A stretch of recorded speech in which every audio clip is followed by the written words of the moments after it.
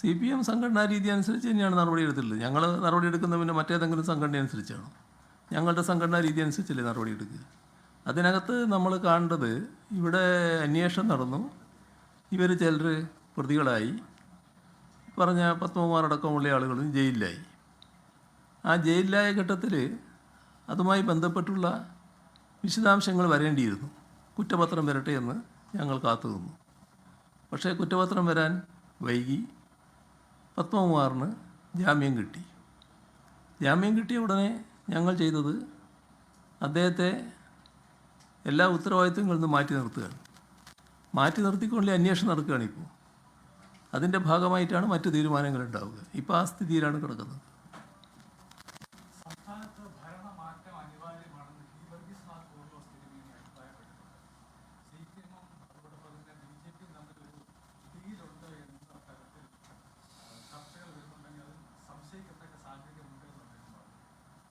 അദ്ദേഹം ആ തരത്തിലേക്ക് എത്തിയല്ലേ?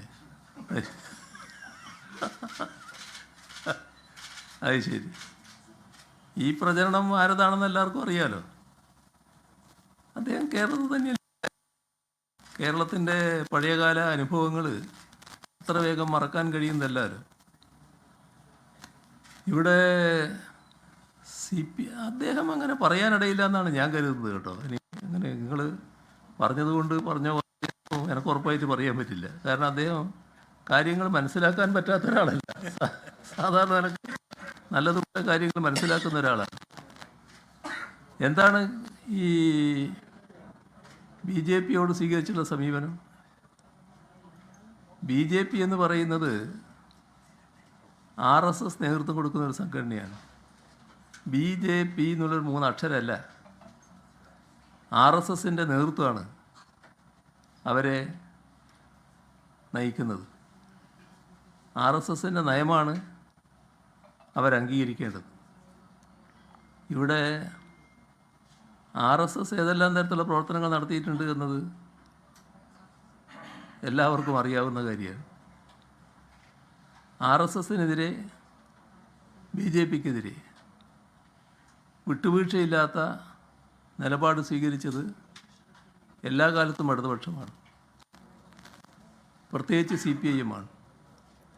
ആർക്കും നിഷേധിക്കാവുന്ന കാര്യമല്ലത്.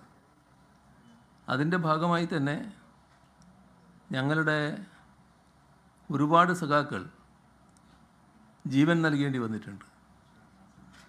ഇന്നും മാരകമായി പരിക്കേറ്റ് ജീവിക്കുന്ന രക്തസാക്ഷികളായി കിടക്കുന്നവരുണ്ട്. അങ്ങനെയെല്ലാമുള്ള അനുഭവമാണ് ഞങ്ങൾക്കുള്ളത്. എന്നാൽ കോൺഗ്രസും UDFും എല്ലാ ഘട്ടത്തിലും RSSുമായി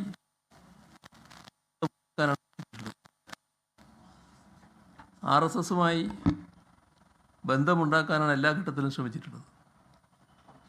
എല്ലാവർക്കും ഓർമ്മയുണ്ടാവുമല്ലോ. നിങ്ങൾ ഈ പറഞ്ഞ പുരോഹിതൻ ഇത് പറഞ്ഞിട്ടുണ്ടെങ്കിൽ അദ്ദേഹവും ഓർക്കുന്നുണ്ടാവുമല്ലോ. കോലീബി സഖ്യം.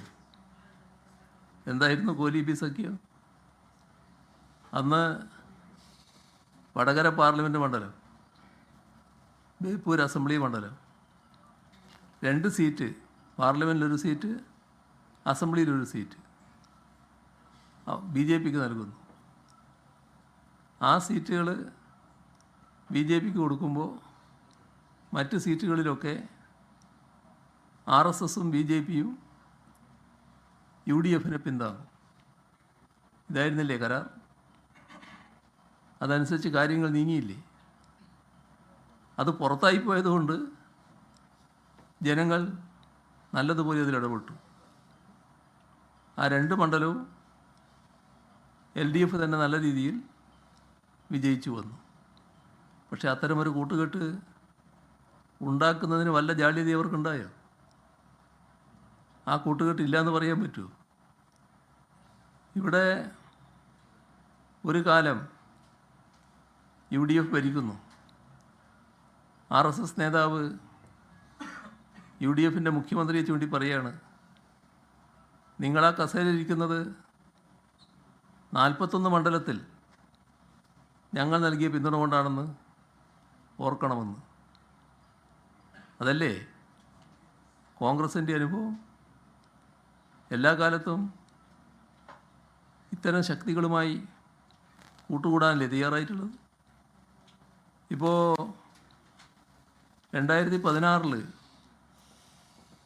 നേമത്ത് നിന്ന് BJP ജയിച്ചു വന്നല്ലോ. നിയമസഭയിൽ അക്കൗണ്ട് തുടങ്ങിയല്ലോ. എങ്ങനെയായിരുന്നു ആ അക്കൗണ്ട് തുടങ്ങിയത്? നിയമസഭയിൽ മത്സരം നടന്നപ്പോൾ ആ നിയമ സീറ്റിൽ കോൺഗ്രസിൻ്റെ വോട്ടിന് എന്ത് സംഭവിച്ചു? വലിയ ഇടിവല്ലേ കോൺഗ്രസിൻ്റെ വോട്ടിന് പറ്റിയത്? എന്നാൽ വേറൊരു മണ്ഡലത്തിൽ നിന്ന് ഒരു കോൺഗ്രസ് നേതാവിന് ജയിച്ചു വരാൻ വേണ്ടി ഉണ്ടാക്കിയ ഡീലായിരുന്നില്ലേ അത്? ആ ഡീലിൻ്റെ ഭാഗമായിട്ടല്ലേ അക്കൗണ്ട് തുറക്കാൻ BJPക്ക് കഴിഞ്ഞത്? അന്നത് വേണ്ടത്ര ആളുകൾക്ക് വ്യക്തമായിരുന്നില്ല.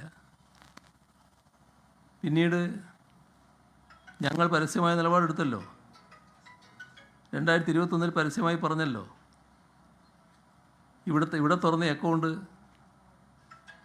ഇന്ന് നേമത്ത് വെച്ച് തന്നെ ഞങ്ങൾ പ്രഖ്യാപിച്ചല്ലോ. അങ്ങനെയല്ലേ അത് പൂട്ടിക്കുകയും ശിവൻകുട്ടി നിയമസഭയിലേക്ക് തിരഞ്ഞെടുക്കപ്പെടുകയും ചെയ്തത്? എന്ത് വൃത്തികേടും കാണിക്കാൻ മടിയില്ലാത്ത ഒരു കൂട്ടരാണ് ഈ പറയുന്ന കോൺഗ്രസ് എന്നത് ആർക്കും അറിയാത്തത്? ഇത് കേരളത്തിലെ കോൺഗ്രസിൻ്റെ കഥ.